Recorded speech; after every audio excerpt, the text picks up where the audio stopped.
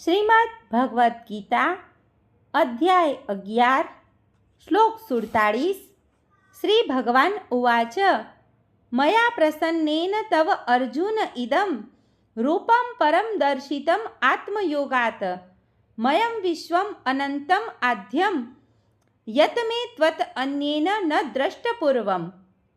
અનુવાદ: પરમેશ્વર બોલ્યા, મેં પ્રસન્ન થઈને મારી અંતરંગ શક્તિ દ્વારા તને આ ભૌતિક જગતમાં મારા આ પરમ વિશ્વરૂપના દર્શન કરાવ્યા છે.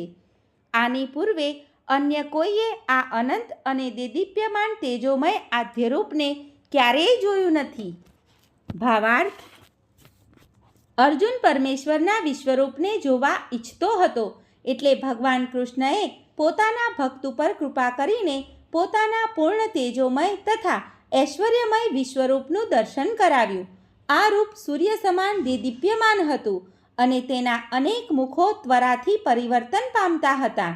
કૃષ્ણએ મિત્ર અર્જુનની ઈચ્છા સંતોષવા માટે જ આ રૂપ દર્શાવ્યું હતું. આ રૂપ કૃષ્ણની અંતરંગ શક્તિ દ્વારા પ્રગટ થયું હતું, જે માનવ બુદ્ધિ માટે અકલ્પ્ય છે. અર્જુનની પહેલાં કોઈએ આ વિશ્વરૂપનું દર્શન કર્યું ન હતું, પરંતુ તે રૂપ અર્જુનને કૃષ્ણએ દર્શાવ્યું.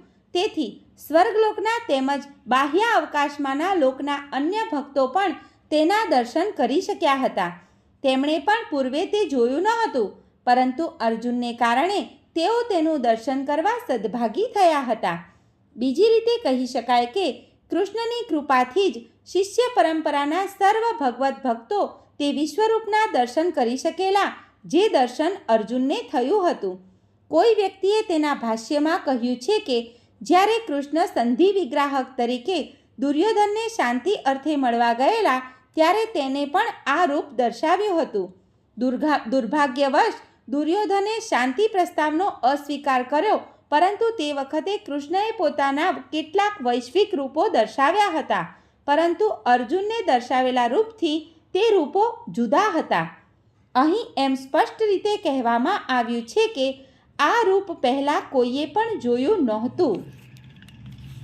સર્વે મિત્રોને દીપ્તિ જોશીના જય શ્રી કૃષ્ણ.